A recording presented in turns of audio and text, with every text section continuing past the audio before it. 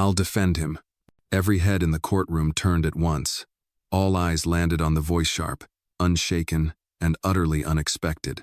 A young black woman stood at the back of the courtroom. Her apron was still tied around her waist. Sweat glistened on her forehead. She clutched a worn folder of documents to her chest. Some laughed, some scoffed. A few pulled out their phones to record. "Who is she?" someone whispered. "Probably the cleaning lady." What's next?" The janitor taking the bench. Laughter rippled through the gallery, but Maya Johnson didn't flinch. At 25, she had seen her share of condescension, but never had she felt the sting more sharply than in this moment standing in front of the legal elite of Manhattan, in a courtroom built to keep women like her on the outside. The judge blinked, clearly caught off guard. "Excuse me, Miss?" "Maya Johnson, Your Honor. Two want to stand as temporary counsel for Mr. Douglas Walker." The name was enough to stir murmurs again. Douglas Walker, tech billionaire, charismatic, calculating. Now under federal investigation for contract fraud and financial misconduct totaling over $30 million. His legal team had just vanished, literally. His high-paid lawyer, after months of pre-trial prep, had failed to show up on the first day of the hearing. Rumor was he'd fled the country. Douglas, seated beside the empty defense chair, turned and stared at Maya with an incredulous scowl. "You," he barked, "you should be home scrubbing baseboards, not playing dress-up in a courtroom." Laughter erupted again. Someone near the aisle muttered, "Bold of her to show up with a mop and legal ambitions." But Maya didn't back down. She took a deep breath and stepped forward. "I've studied every page of this case, every contract, every financial record, every testimony filed. I know this case better than anyone in this room." The judge raised an eyebrow. "Miss Johnson, are you a licensed attorney?" "No, sir. I attended Columbia Law but left after my second year due to financial hardship. Since then, I've worked as household staff to pay off my family's debts. But I never stopped studying. I've followed federal court cases. I've spent the last 3 years poring over economic crime rulings. This case, in particular, I've memorized backward." The courtroom hushed. Even the prosecutor, Lauren Westa, tall blonde woman in an immaculate navy suit, tilted her head slightly, intrigued despite herself. "Objection," she said. "This is highly irregular and borderline insulting to the justice system." The judge held up a hand. "Noted. But as Mr. Walker's counsel has failed to appear, and if he agrees to allow Miss Johnson to speak on his behalf for this preliminary session, I will permit it under strict supervision." Douglas looked like he'd swallowed vinegar. "You want me to let a maid represent me in federal court?" he muttered under his breath. Maya leaned close. "I may not have a license, Mr. Walker, but I know how they're setting you up. And right now, I'm the only person in this room not trying to bury you. If you believe Maya's courage deserves respect, comment 1 to show your support, and like this video to spread her story." He stared at her, breathing heavily. Then, with a frustrated grunt, he waved his hand dismissively. "Fine, do your worst." Maya nodded and walked toward the defense table, every step deliberate. She laid the worn folder on the desk, opened it carefully. Inside were handwritten notes, cross-reference citations from real cases, color-coded tabs, and printouts of contracts, the very same ones Lauren West was planning to dismantle him with. Lauren leaned back, a smirk playing at her lips. "I hope you brought more than highlighters and grocery lists." Maya glanced up at her. "I brought logic. And receipts." Gasps echoed. The judge cleared his throat. "Proceed, Miss Johnson." She stood, held a page before her. On the 12th of March of last year, Mr. Walker's company was approached to revise its joint venture agreement with Altair Holdings. That revision, which Miss West claims Mr. Walker forged, was signed electronically from an IP address based in Zurich. However, the original terms, she held up a highlighted paragraph, were still valid under the original SEC filing dated 2 weeks prior, which means if anyone committed forgery it was the plaintiff. Lauren's smile vanished. Maya continued, voice steady, projecting clearly. The gallery, which had moments ago sneered, now leaned in. Her words had the ring of something rarer than expertise conviction. Her fingers didn't tremble, not once. She had spent the past year secretly reading economic litigation during her late-night breaks. She had read transcripts until her eyes burned, taken notes during podcasts from legal analysts, even mailed herself documents to build a record in case she ever had the chance to speak. Today was that chance. The judge tapped his pen. This is compelling. We'll recess until tomorrow to examine the evidence and determine if further action is warranted. Miss Johnson, you may return then pending review. Maya bowed slightly. Thank you, Your Honor. As she stepped back, her heart pounding, she could feel their eyes on her disbelieving, shaken. Douglas Walker remained seated, lips tight, silent. But for the first time that day, he didn't look alone. That night, Maya sat at the small kitchen table in her basement apartment in Newark, the very table where she had once helped her little brother finish his math homework while stirring a pot of soup. Now, the table was covered in legal documents, sticky notes, a half-eaten grilled cheese sandwich, and her open laptop playing an old lecture from a trial law professor she used to admire. Her apron still hung on the back of the chair, stained from the morning rush at the Walker estate. The courtroom still echoed in her ears. She could see the faces confused, amused, disbelieving, and Douglas Walker's face, one she couldn't read. She sipped cold coffee and leaned over the contracts again. There was something about the way the revised joint venture clause had been phrased. It used legal terminology that didn't match Douglas's previous contracts. It felt almost foreign. She jotted a note. Compare phrasing W, Altair versus old partners. A buzz on her phone made her jump. Unknown number. You were something else today, said a low, amused voice. Didn't expect the girl in the apron to turn the room upside down. Maya froze. Who is this? Let's just say someone in that courtroom has more at stake than you know. You're poking a bear, Maya. Be careful where you stick the stick. The call ended. Her hand shook for a moment before she forced herself to breathe. Fear wasn't new.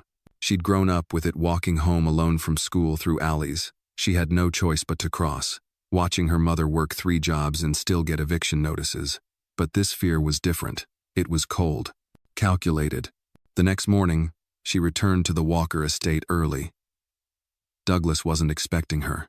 I didn't ask for a meeting, he said when she appeared in his office, still wearing her usual gray cardigan and jeans. You also didn't ask for someone to save your name from being dragged through federal mud, she said, calm but firm. He stared at her. You think yesterday changed anything? I think it cracked a door. We need to open it. Douglas looked away, tapping a pen against his desk. You came prepared. I always am. You just never noticed. There was a pause. Maya stepped closer. Mr. Walker, someone is setting you up. That contract revision, it was too clean. And you signed it remotely? I was in Napa that week. Wine conference. I signed documents on the go. Standard practice. Do you remember opening that exact file? He hesitated.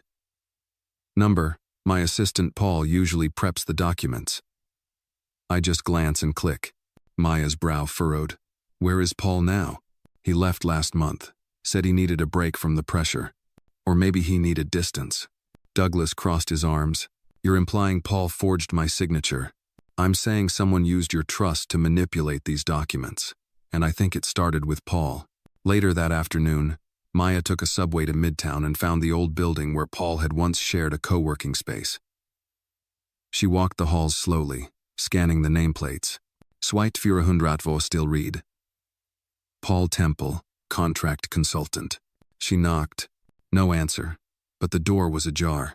Inside, papers were scattered, drawers open, a laptop missing from its charger. The air smelled faintly of burnt coffee and urgency. Something had spooked him. Maya backed out, heart racing. She took a photo of the office for reference, then turned to leave, but not before noticing a folder left on the floor near the desk. Inside, there were 3 copies of a contract draft identical to the ones in the court case, but 2 had different metadata footers. One listed Zurich, the other, New Jersey. She clutched it tight, swallowing hard. The next morning in court, Maya waited quietly at the defense table, her notes ready. Douglas hadn't said much to her since their meeting, but he had nodded at her on the way in. It was something. Lauren West strutted in, her heels clicking like gunshots on marble. Good morning, she said sweetly, but her eyes were cold. Ready for round 2, counselor? Maya stood, More than you know. They argued over the contract's origin. Maya presented the differing metadata. Lauren objected, but the judge permitted the review. Then Maya pulled out the altered clause comparison. Your Honor, the clause that supposedly implicates my client is worded in a legal dialect typical of European firms, not American contract language. My client's previous contracts follow U.S. standards. The phrasing shift indicates a ghost draft originating offshore. It is highly probable this was inserted by someone else. The courtroom was silent again. Douglas leaned slightly forward, his mouth barely open. Lauren's jaw tightened. I request a delay, she said, too quickly. We need to verify the source of this evidence. We already did, Maya interrupted, holding up a printed chain of custody report from a verified digital forensics firm. This copy came from the hard drive of Paul Temple, who, by the way, hasn't been seen since yesterday morning. The judge nodded slowly. This is no longer a simple fraud case. We may be looking at evidence tampering and conspiracy. As recess was called, Maya stepped outside into the cold wind, her lungs finally taking in air. She leaned on the railing and stared at the city below. Douglas joined her moments later. I don't know what to say. Then don't, she replied, eyes still forward. Just don't ever underestimate the woman in the apron again. Maya returned to the Walker estate late that evening, exhaustion weighing down her limbs. The courtroom buzz was still replaying in her mind. Lauren West's startled expression, the murmur of the gallery, Douglas's stunned silence. It was the first time she felt like someone had heard her not as a background presence, but as a voice that mattered. She kicked off her shoes in the side entrance and walked through the quiet kitchen. The staff had long gone. Only the faint hum of the refrigerator and the ticking of the wall clock accompanied her as she reached for the teapot. She poured water into a mug, dropped in a chamomile bag, and leaned against the counter, closing her eyes. This kitchen was where it had started. 3 years ago, she'd stood in this very spot on her first day, as a housekeeper 22, broke, with dreams deferred. She'd hidden her textbooks under the sink. At night, while others slept, she read court briefs by flashlight and scoured legal databases on a hand-me-down laptop. This place had become her secret classroom. She took a sip, then paused. There was something under her foot. She bent down and found a small torn envelope. It had no name, just the embossed logo of Altair Holdings. Her pulse quickened. She took the envelope to her tiny basement quarters and opened it carefully. Inside was a single sheet, wrinkled and stained, an internal Altair memo dated 6 months before the lawsuit. It discussed potential strategic realignment with Douglas Walker's company and referenced a legal pathway to renegotiation should Mr. Walker resist favorable terms. A chill crawled up her spine. Strategic legal pressure? Even before the contract revisions? Maya stared at the paper. This wasn't just fraud, it was premeditated manipulation. She placed the memo in a plastic sleeve and tucked it into her growing case binder. Then she pulled out her notebook and scribbled names. Altair board members, legal reps, known associates. She underlined one, Martin Lyles, former partner at a private equity firm, and now general counsel at Altair. His name had appeared in several emails she'd seen during court document reviews. The next morning, she called an old classmate from Columbia, Reggie Holmes, now working at a small but scrappy investigative paper in Queens. Reggie, I need a favor. Quiet, fast, and strictly off-record. He hesitated. You asking for a background check? Number, I'm asking for a map of a fire before it spreads. I think someone's been setting this up long before the lawsuit. She met Reggie that night at a diner near his office. Over lukewarm coffee and a shared plate of fries, he slid a folder across the table. Lyles has ties with an offshore firm that specialized in contractual leverage. Legal speak for, they draft fake pressure points to force renegotiation. Been involved in 2 whistleblower cases, both sealed. Maya's eyes widened. So they manufacture legal tension? That's the idea. And guess what? One of the whistleblowers was found dead 6 months after the settlement, ruled an accident, no autopsy. Maya closed her eyes. God, you sure you want to keep going with this? She nodded. I don't have the luxury of backing out, not when they're playing with people's lives. The next morning in court, Maya kept her expression neutral as Lauren West strutted in, armed with a fresh binder and a smug smile. Your Honor, Lauren began. We would like to request dismissal of yesterday's presented metadata evidence due to questionable chain of custody. Maya stood slowly. Objection. The court accepted the forensics review as authentic, and we have further documentation tying the origin of the altered documents directly to an employee of the plaintiff. Lauren's eyes narrowed. Miss Johnson is not a licensed attorney. Her continued presence has uncovered more truth in 2 days than your entire firm in 2 months, the judge interrupted. Objection, overruled. Whispers buzzed around the room. Douglas looked over at Maya. He didn't speak, but he gave the smallest nod. After the session, Maya returned to the Walker estate to retrieve the remaining house files. She passed the entry hall where portraits of the Walker family hung in perfect symmetry. Her footsteps echoed as she climbed the stairs and entered the office Paul had used before resigning. It smelled of dust and leather. She began pulling open drawers, cataloging the contents: staplers, post, it pads, phone chargers, and then, at the back of the lowest drawer, something heavier. A black planner. She opened it carefully.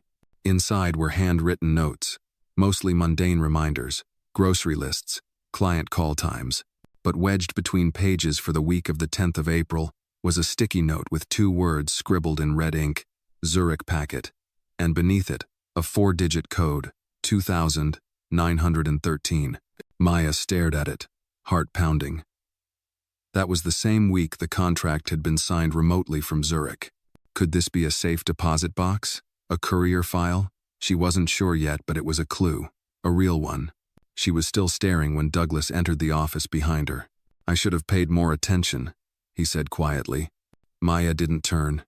You trusted people who wanted your name more than your partnership. He stepped beside her, looking at the planner. And you? What do you want? She finally looked at him.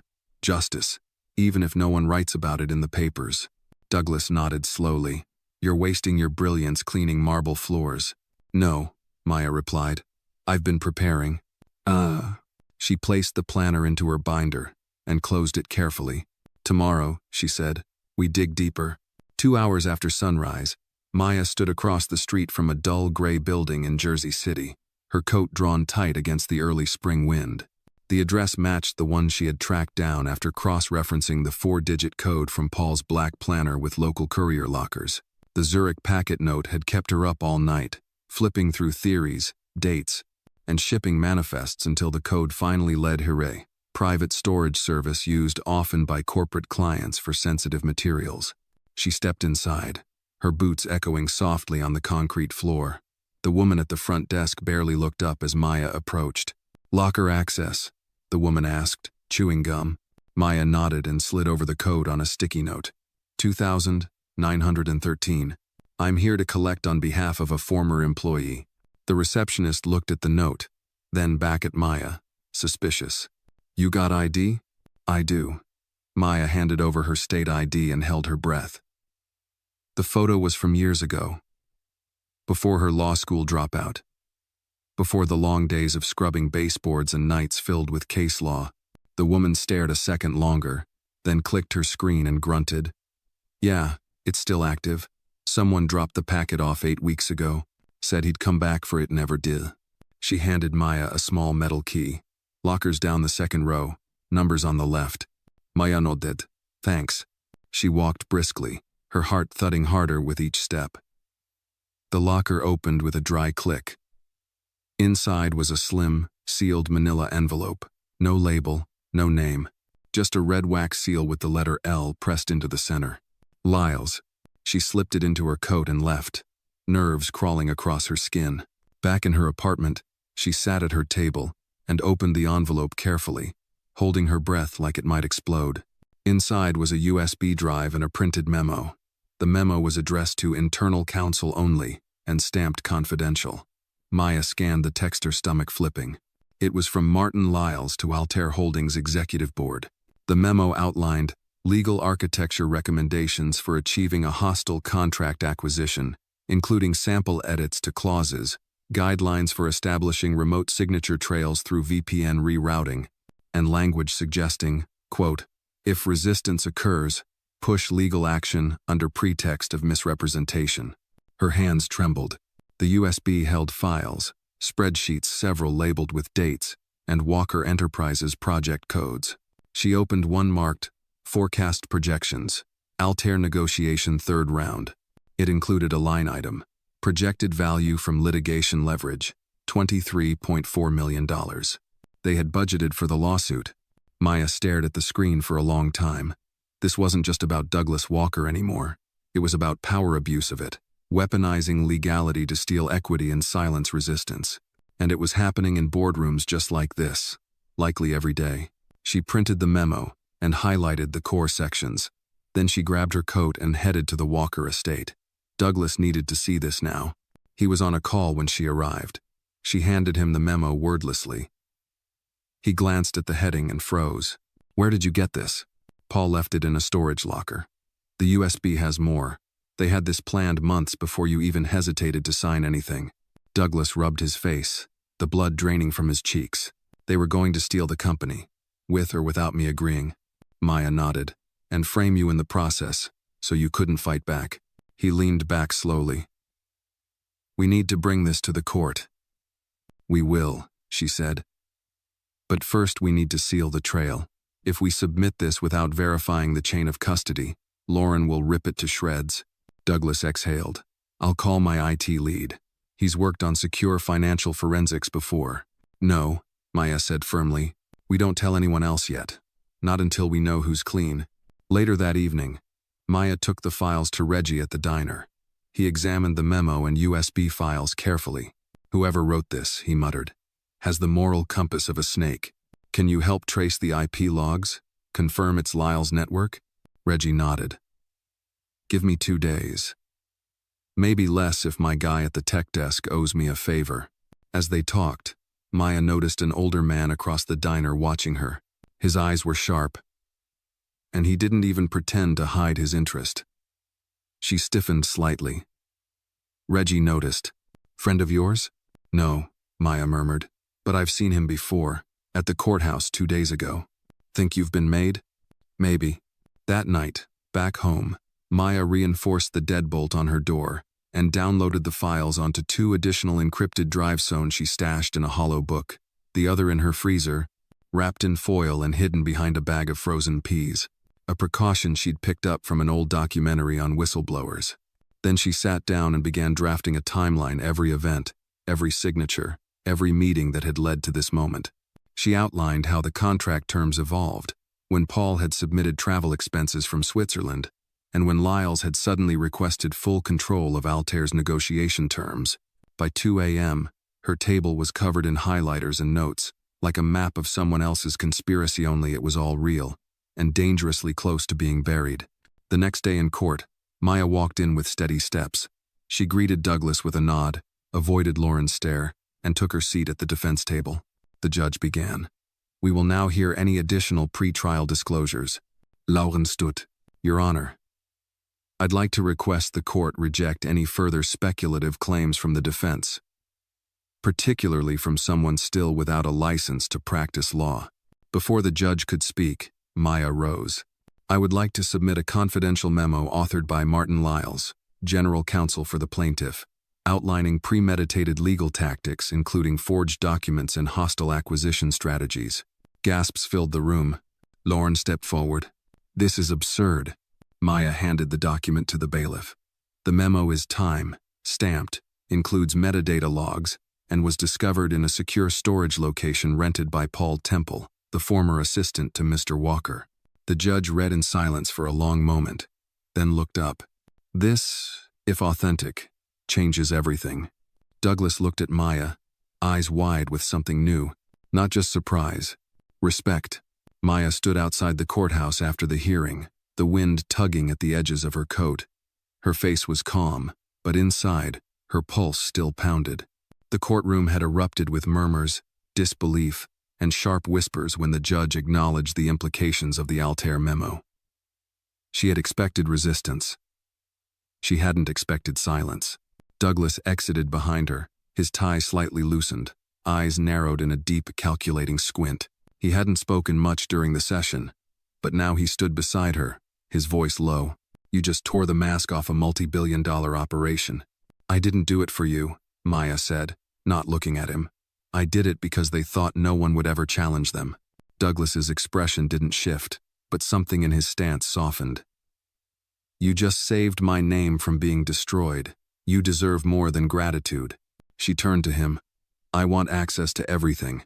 Full transparency. Every internal file related to the Altair partnership mails, memos, contracts. No more surprises. He nodded. You'll have it by morning. That night, she returned home and found a white envelope slid under her apartment door. No name, just a plain sheet inside. You've made enemies. Be careful what hill you choose to die on. No signature. She stared at the note for a long time before setting it on fire in her kitchen sink. She didn't sleep that night. Instead, she printed backup copies of every file, loaded encrypted duplicates onto flash drives, and dropped one off with Reggie downtown just in case. By morning, a manila envelope was waiting on her porch. True to his word, Douglas had delivered internal communications from the last 18 months, including emails from Paul Temple, board minutes, and correspondence with Altair executives. As she flipped through them, patterns emerged. One exchange stood out, a series of late-night emails between Paul and Martin Lyles, thinly veiled as consultation messages. But the timestamps matched nights Douglas had been traveling and unable to review files. Maya read them 3 times, her brow furrowed. Subject lines like, Altair pressure plan, forwarding initial edits, and most damning, need this signed before Walker returns. They had counted on Douglas being distracted, busy, arrogant, inattentive, but the moment that plan unraveled, they'd turned on him, confident he wouldn't survive the scandal. And Paul had vanished the moment cracks appeared. Maya knew what she had to do next. That afternoon, she returned to Paul Temple's old apartment in the East Village. It had been listed for sublet on a local board, but she'd convinced the landlord to let her collect a forgotten item by pretending to be Paul's assistant. The place was empty, stripped bare except for a pile of discarded folders on the kitchen counter. She sifted through them quickly and froze at one in the midly printed receipt for a wire transfer to a Swiss bank, dated 1 week before the lawsuit was filed. Recipient, L. Investments, Zurich. Her fingers traced the number. She snapped a photo, folded the original, and pocketed it. Back outside, a sleek black car rolled up beside her. The back window slid down. Inside was a man she didn't recognize, early 40s, tailored suit, pale blue eyes that didn't blink much. Miss Johnson? She stepped back instinctively. Who's asking? I'm a representative. Our firm believes this has gone far enough. You're a smart woman. You know how this works. You threatening me? Not at all. I'm giving you options. Stop now, and no one gets hurt. Walk away. You've made your point. Maya stared at him, heart hammering. Tell your people that the only way I'm walking away is through the front doors of that courtroom, with the truth in my hands. He didn't flinch. Truth, he said softly, can be expensive. Good thing I'm already broke. The window slid shut. The car pulled away. She stood there for a long moment, the city moving around her as if she weren't part of it. Then she turned and walked to the subway, her mind racing. That evening, she met with Douglas in his office. He looked older than usual, the weight of the scandal wearing at his confidence. I don't know who I can trust anymore, he admitted, rubbing his temples. Then trust evidence, she said, laying out the receipt and emails. His eyes scanned the documents. I gave Paul everything. Let him sit in every board meeting. I thought he was loyal. Loyalty built on silence isn't loyalty. It's leverage. He looked up at her. You think we can win this? She nodded. If we stay 3 steps ahead, if we stay loud, and if we make it impossible for them to erase what we've found. Douglas leaned back, considering. You've done more for me in a week than a dozen high-priced lawyers did in a year. I'm not doing this for you, she repeated. I'm doing this for people like me, who never get a seat at the table unless they drag their own chair through the door. He smiled faintly. Then let's make sure no one ever takes that chair away. That night, as she sat back in her apartment with her notes, Maya thought of her father, the man who raised her on Malcolm X speeches and chess games on a milk crate table in the Bronx. He'd died too soon to see her graduate, too soon to see her fight like this. But she could almost hear his voice in the silence. Don't let them forget your name, baby girl. Make them remember who stood up when no one else did. She opened her laptop, stared into the glow of the screen, and whispered to the darkness, "I'm not backing down." Rain drizzled down the courthouse steps as Maya climbed them one by one the next morning. Her coat was soaked through, hair curling slightly at the edges, but her grip on the evidence folder never loosened. She had gone over it 10 times the night before, every memo, transfer receipt, email, and timestamp. Today wasn't just another hearing. Today, they were submitting the documents that might finally shatter the Altair facade. Inside the courtroom, the energy was different. More eyes on her now, less mockery, more uncertainty. Some still saw her as an anomaly, others as a threat. But for the first time, they didn't dismiss her. Lauren West walked in moments later, face tight, flanked by 2 men in dark suits, not colleagues, lawyers of her own, insurance. When the judge entered, the room fell into silence. "We will begin with new evidence submitted by the defense," the judge said. "Miss Johnson?" Maya stood. "Your Honor, we present Exhibit C, a series of internal emails between Mr. Paul Temple and Mr. Martin Lyles, as well as financial records showing a transfer to an offshore account tied to an entity owned by Mr. Lyles. These documents support our claim that the lawsuit brought by Altair Holdings was not only unfounded, but manufactured with intent to defraud and forcibly acquire Mr. Walker's company."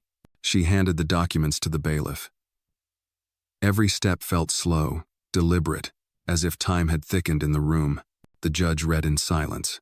Lauren remained still, but her jaw was visibly clenched. Then came the moment Maya had anticipated. "Miss West," the judge asked, "do you have a response to these new allegations?" Lauren rose. "Your Honor, we question the authenticity of these documents. There's no proof they weren't fabricated after the fact. Furthermore, these alleged financial transactions could have been forged." "We anticipated that claim," Maya interrupted, stepping forward, "which is why we had them independently verified by a digital forensics team, with signatures cross-matched against prior filings, and transfer data confirmed through the Swiss intermediary's own audit logs. Their sworn affidavit is included in the packet." The judge took a deep breath. "Very well, I will review this thoroughly. For now, both parties are instructed to remain available for continued examination." Recess was called, but no one stood. There was a sense of reckoning in the air. Douglas leaned over to Maya, whispering, "You didn't just shake their foundation, you cracked it wide open." "I'm not here to shake things," she said quietly. "I'm here to make sure no one builds lies on broken ground again." Outside the courtroom, reporters swarmed. Maya kept her head down, pushing past the flashing lights and rapid-fire questions. A voice called out from the crowd. "Miss Johnson, is it true you were a maid before taking this case?" She paused, turned back. "Yes, I was, and I still clean the same kitchen 3 nights a week." A few reporters chuckled, unsure whether she was joking. Maya leaned forward slightly into the microphone. "Let me be clear. I didn't need a corner office or a $1,000 suit to see injustice. All I needed was my voice and the truth." The crowd fell silent. That evening, Maya sat at the diner with Reggie again. He was scrolling through headlines on his phone. "You're trending." She raised an eyebrow. "For what?" He turned the screen to her. There it was. A photo of her standing in the rain, folder clutched to her chest, eyes sharp with focus. The headline read, "The maid who might take down $1 billion empire." She exhaled. "That's not what this is about." No, Reggie said, "but it's what they understand. A woman who wasn't supposed to speak speaking loudly. A black woman in an apron showing up where billionaires crumble. That's the story." She shook her head. "I don't want fame. I want justice." Reggie leaned in. "Then stay ready. Because when you speak truth to power, power speaks back, and it doesn't always whisper." As if on cue, Maya's phone buzzed. A text. Unknown number. "He knows where you live." She swallowed. They're not even pretending anymore. Reggie's face hardened. "You need protection. Let me get someone to stay near your building quiet. No drama." "I'll be fine," she said, but her voice lacked its usual steel. That night, her sleep was shallow. Every creak of the pipes, every groan of the walls made her eyes fly open. She kept her binder on the nightstand, hand resting on it like a shield. By morning, she looked worn but ready. She returned to Douglas's estate for one last meeting before the next hearing. He looked up from his desk as she entered. "You're making enemies in high places." "I don't mind heights," she said. "I just want to know where the ladder ends." He slid her a new document. "I had my private counsel draft a motion to dismiss the lawsuit based on criminal tampering. With your evidence, it could work." Maya read it carefully, nodding. "Good, but we don't just dismiss. We countersue. Fraud, defamation, emotional distress. Let them feel what it's like to have the system turned on them." Douglas studied hair. "You've changed."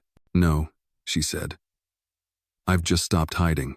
As she left his office, Douglas stared after her for a long moment. For the first time in weeks, he didn't feel like the most powerful person in the room, and he didn't mind it one bit. The courtroom was buzzing before the judge even entered.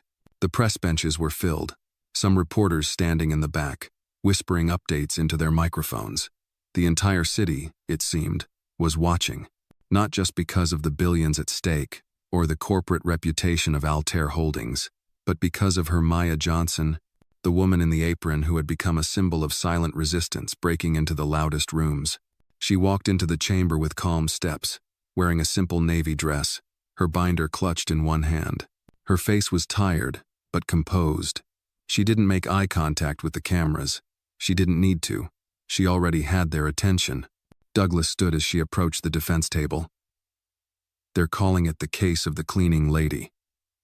That's what CNN ran with last night." She didn't flinch. "Let them. That's what they understand. They don't know what it means to prepare case law in a laundry room with roaches on the wall.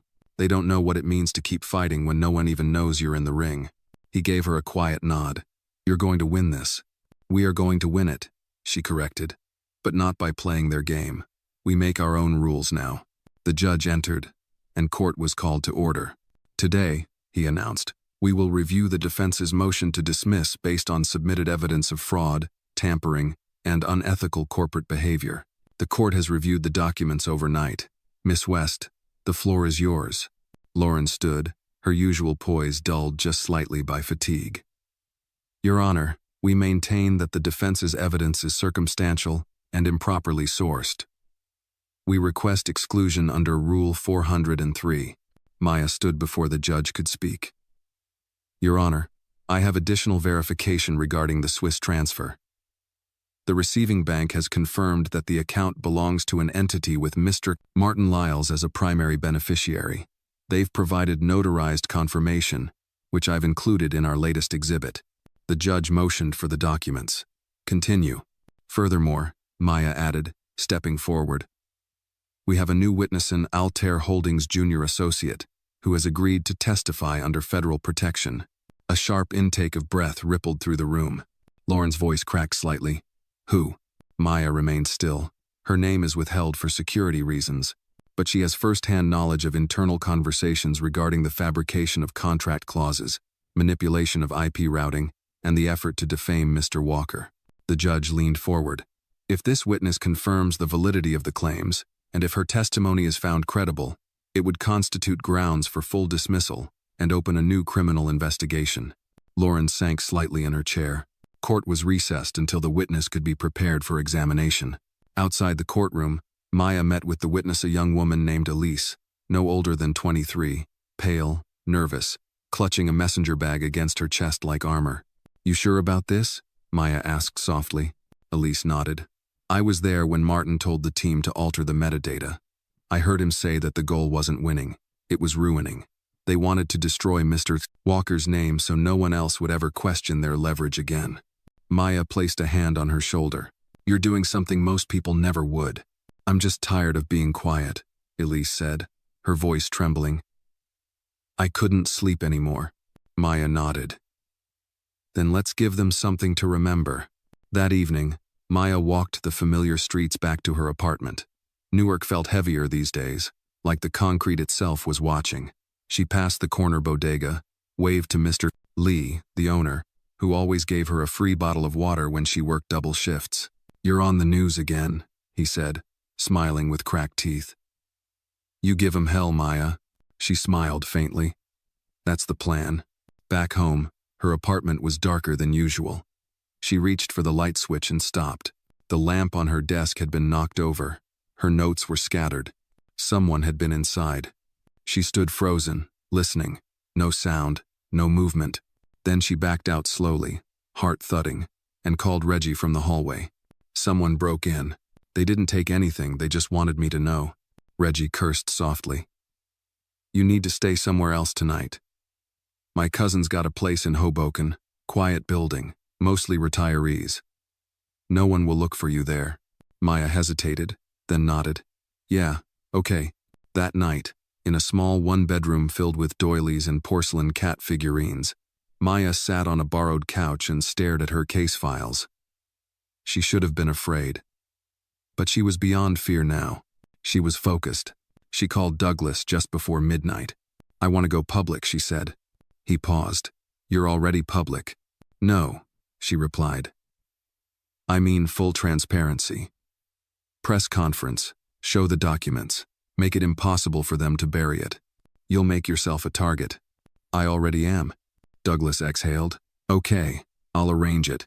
But once we step out into that spotlight, there's no coming back. Maya stared out the window at the quiet street. Then we stepped together. The next morning, standing behind a podium outside the courthouse, Maya faced a wall of microphones and reporters. Flashbulbs went off. Her voice was calm. I was not hired to fight this case. I wasn't trained to stand in a courtroom, but I have stood for the truth, and I will keep standing, because power built on lies deserves to fall. Behind her, Douglas nodded once, his face unreadable, and somewhere in the crowd, someone whispered, she's not just defending him, she's defending all of us. The day after the press conference, Maya woke up in the quiet apartment in Hoboken to a soft knock at the door. She opened it slowly, half expecting a reporter, or worse. But it was Reggie, holding 2 coffees and a bag of croissants from the corner cafe. Thought you could use some fuel, he said, stepping in with a cautious smile. Maya took one of the cups. Thanks. I barely slept. I kept waiting for something to happen. A call, a knock, anything. Well, Reggie said, sitting down beside her. Sometimes the most dangerous moment isn't when they come after you.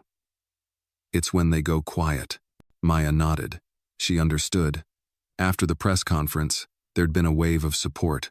Messages poured in from people she didn't know, single mothers, law students, janitors who said her story reminded them of their own fights. But the silence from Altair, that was unsettling. No statement, no denial, no counterattack. Just stillness.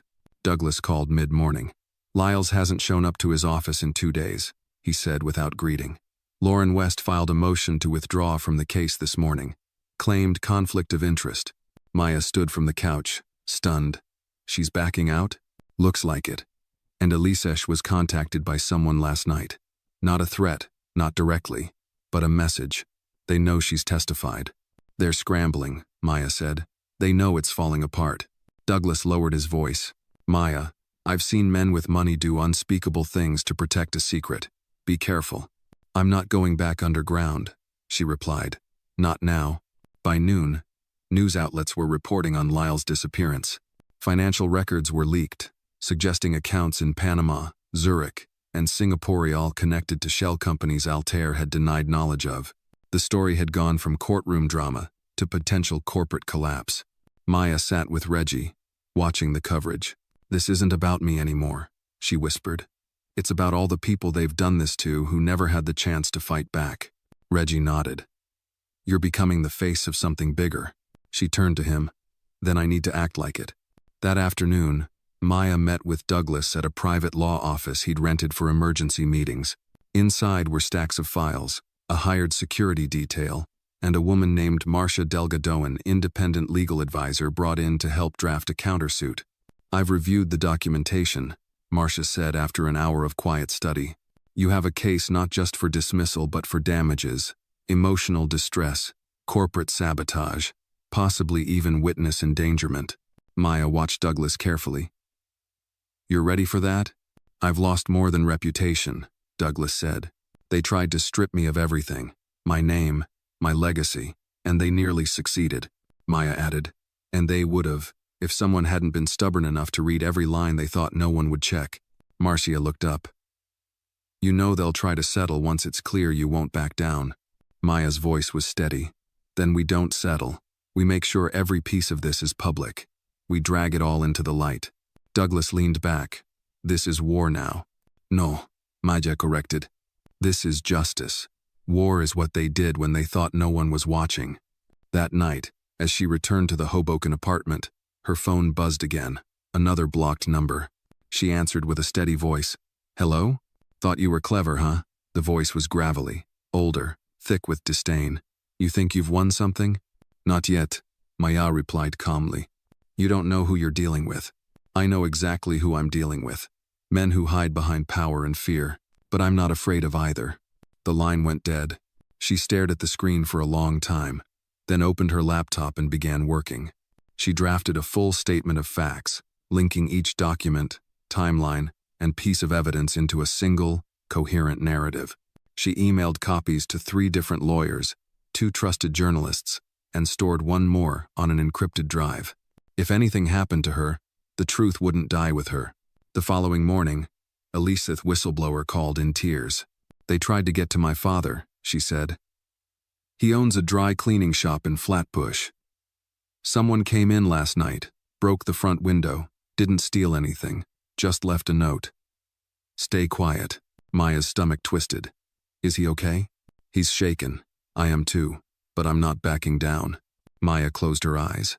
We're almost there. Just hold on. By Friday, the judge ordered a full evidentiary hearing. Lyles was still missing, and Altair's board released a half-hearted statement denying involvement. But their stock had dropped 19% in 2 days. Shareholders were panicking. Investigations were being launched by the SEC. Douglas stood beside Maya outside the courthouse steps, this time not as a man seeking redemption, but as an ally in the fight. Reporters asked questions. Cameras flashed. But it was Maya who stepped up to the microphone. This isn't just a victory for me or for Mr. Walker. This is a moment for everyone who's ever been silenced by a system designed to protect the powerful. We've shown that with truth, persistence, and the courage to keep standing, even the strongest walls can crack. The crowd applauded. And somewhere in the back, Elise stood silently, tears on her cheeks. Maya caught her eye and nodded. They were no longer fighting in the shadows. They were building something brighter, something lasting. And the storm that had once threatened to destroy them was finally breaking apart, one lie at a time. The morning of the evidentiary hearing arrived with an eerie calm. A pale light seeped through the clouds as Maya walked up the courthouse steps, flanked not by security guards or lawyers, but by the weight of a nation watching. Her name had become more than a headline. It was a symbol now whispered in cafes, written in blogs, quoted in college classrooms. She passed through the metal detectors, her binder clutched to her chest. Inside were the last peace emails confirming internal discussions between Altair board members, depositions from other staffers, and, most importantly, a sworn statement from Elise's father, now backed by community support after the attack on his store. Douglas met her just outside the courtroom door. He looked tired, but resolved. His suit was crisp, but his eyes held something gentler than before. Gratitude, maybe. Respect. You ready? He asked. Maya gave a half smile.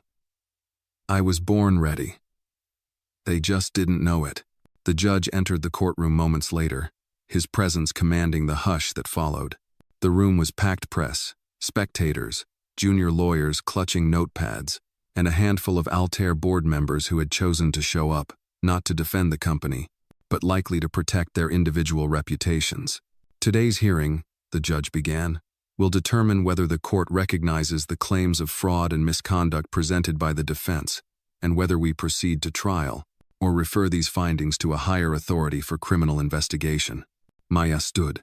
Your Honor, I'd like to begin by submitting Exhibit Dan email from Mr. Lyles, dated 2 months prior to the lawsuit filing, in which he outlines a path of pressure through legal maneuvering intended to destabilize Mr. Walker's holdings and force a renegotiation of key assets. The judge raised an eyebrow. And the authenticity? Confirmed by 3 forensic analysts. Metadata aligns with known device logs, and the sending IP traces back to an Altair Holdings secure VPN. Lauren West was gone. In her place was a stiff-looking man from a white shoe firm, trying hard to remain stone-faced. He stood. Your Honor, The plaintiff does not deny the existence of the email, but claims it was taken out of context. Maya didn't wait. Then let's put it in context. She pulled up a projection of the full thread. The chain includes responses from other board members, agreeing to the plan, including comments like, "Walker won't see it coming," and "Make sure Paul handles the signature trail." Gasps echoed through the gallery. The judge glanced at the screen, then at the new plaintiff's counsel. "Do you have a response?" The lawyer cleared his throat. "Not at this time." The judge looked toward Douglas. "Mr. Walker, do you wish to make a statement?" Douglas stood slowly. "I built my company with people I trusted. Some of them betrayed that trust. But what matters today is not just clearing my name, it's recognizing what was done to silence voices like Miss Johnson's. She wasn't supposed to be heard, but she is, loudly, clearly, and truthfully." He turned to Maya, "And I thank her, not as a businessman but as a man who nearly forgot that truth matters more than pride." Maya's throat tightened, but she remained focused. "Elise," she said gently, "would you like to speak?" The young woman stood, shaking slightly, but with a fire in her eyes. "I joined Altair because I believed in opportunity. I stayed silent because I was afraid. But Maya gave me courage, and today, I want the court to know that Martin Lyles instructed several of us to alter timestamps and destroy digital records. I did it. I'm ashamed. But I will no longer be part of hiding the truth." The judge nodded solemnly. The next hour passed in a flurry of document presentations, cross-referencing financial records, showing video footage of Lyles entering a private banking office in Zurich, footage obtained with the help of an investigative team Douglas had hired after Maya's recommendation. Then came the judge's voice, clear and final. "Given the weight of the evidence, the credibility of the witnesses, and the failure of the plaintiff to contest these findings meaningfully, I am dismissing the case in full. Furthermore, I am referring these materials to the U.S. Attorney's Office for potential prosecution under federal fraud statutes." This court is adjourned. There was no explosion of cheers, no applause, just silence, heavy, reverent, like the moment after a storm breaks and the world holds its breath. Outside, reporters surged. Maya stood on the steps once more, now not as a question mark, but as the answer. When asked for comment, she simply said, "Truth is slow, but it never stops walking." Douglas stood beside her, silent for a moment, then added, "This woman didn't just defend me. She defended every working person who ever got stepped on and told to be grateful for it." Later that night, back at the Hoboken apartment, Maya sat alone with her binder on her lap. The case was over, but the fight wasn't. There were more battles to be fought, laws to challenge, systems to question. Her phone buzzed again. It was Elise. "You okay?" Maya asked. "I am now. And my dad wants to meet you. He says you remind him of someone he used to believe in." Maya smiled. "I'd like that." She hung up and walked to the window. Outside, the lights of the city glowed, soft and endless. For the first time in months, she allowed herself to breathe deeply, to feel the stillness not as warning, but as peace. The system had tried to silence her, but Maya had spoken, and the world had listened. The days following the courtroom victory were a blur of headlines, interviews, and cautious celebration. Maya's phone never stopped buzzing. She declined most television appearances, choosing instead to speak directly through a single op-ed in The Atlantic, where she outlined her experience and warned of the silent ways power masks itself in legality. But beneath the public attention, she felt the quiet bruising of everything she'd carried. Victory was not healing. Justice, hard won, still came with scars. Douglas invited her to dinner at a small restaurant near Battery Park, far from his usual haunts.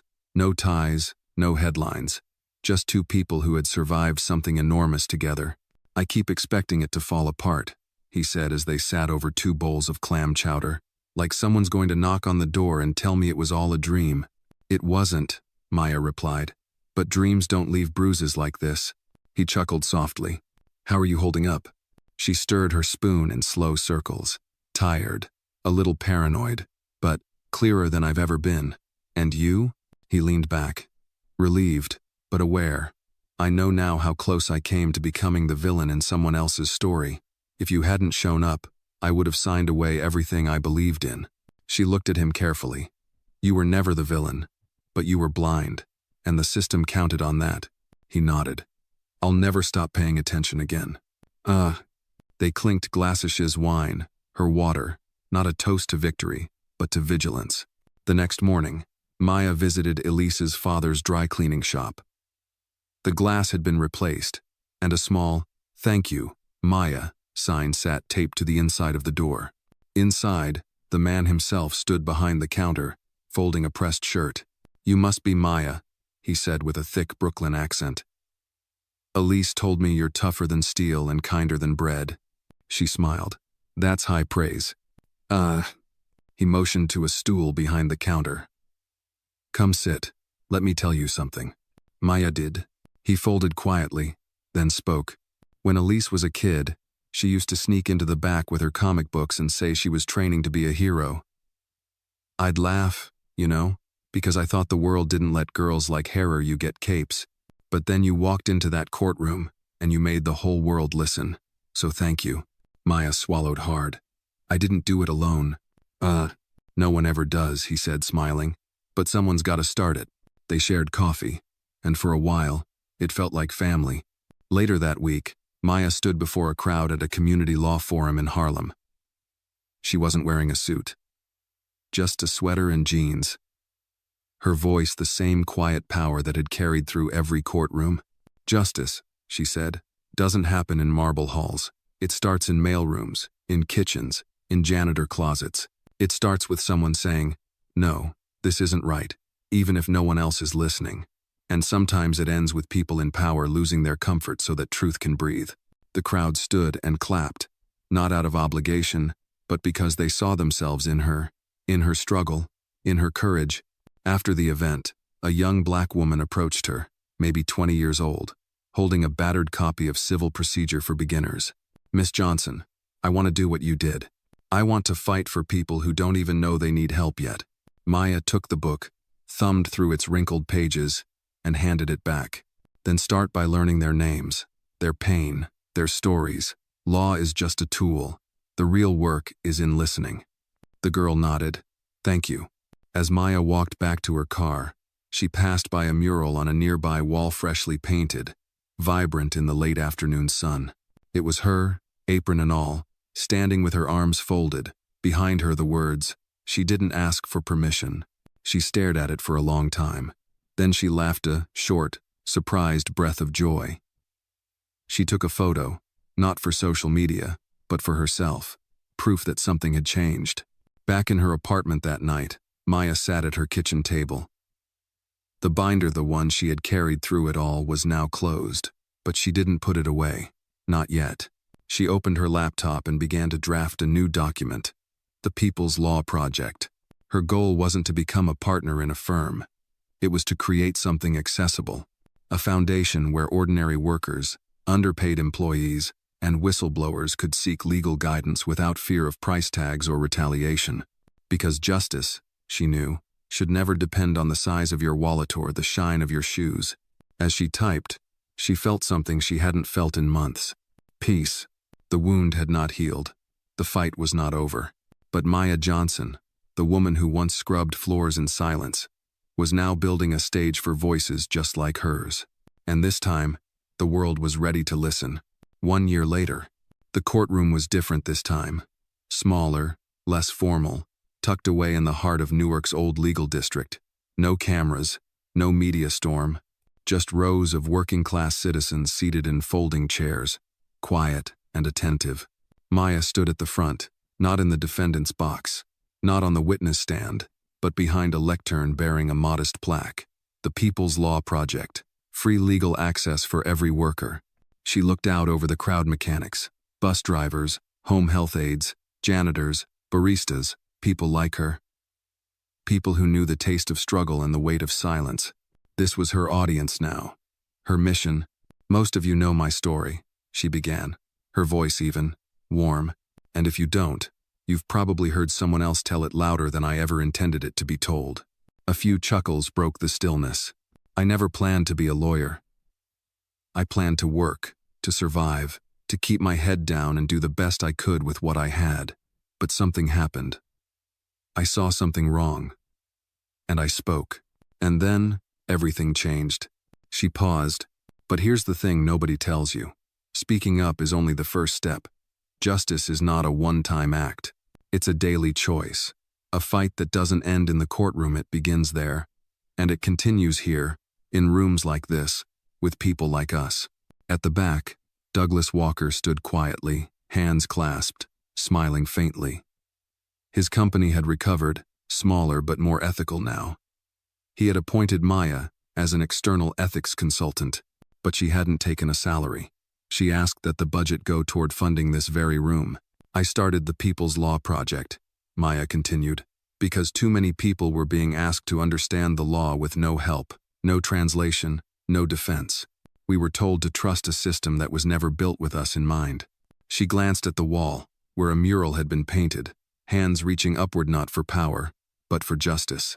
It mirrored the one in Harlem, but this one was filled with real names of those the project had helped in its first year.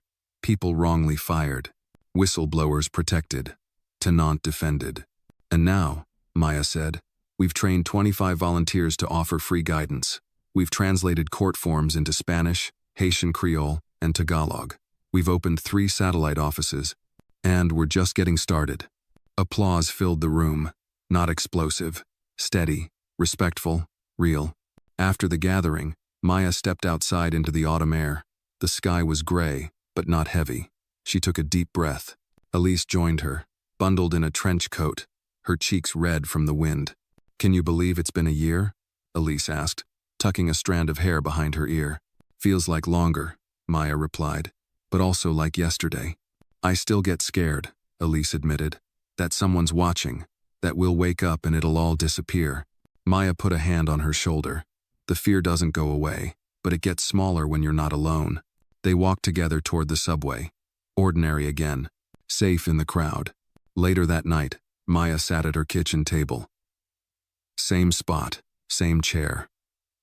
The binder was still there, now filled with notes and printed messages from people she'd helped. A new folder sat beside it marked, Legislation Draft, Whistleblower Protection Expansion Bill. She wasn't finished. As she typed, her phone buzzed. Unknown number. Her chest tightened for a moment. Then she answered, Maya Johnson. A pause.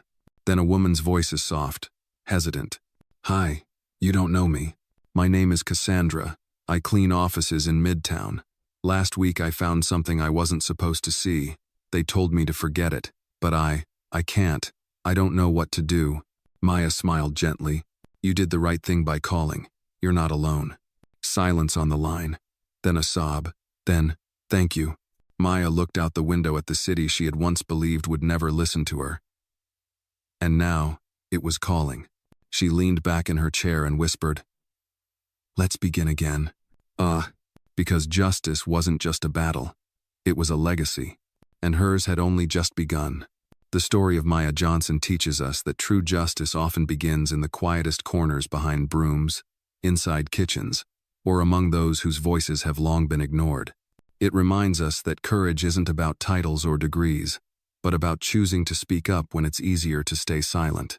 Maya's journey shows that even the most unlikely individuals can dismantle powerful systems when armed with truth, persistence, and empathy.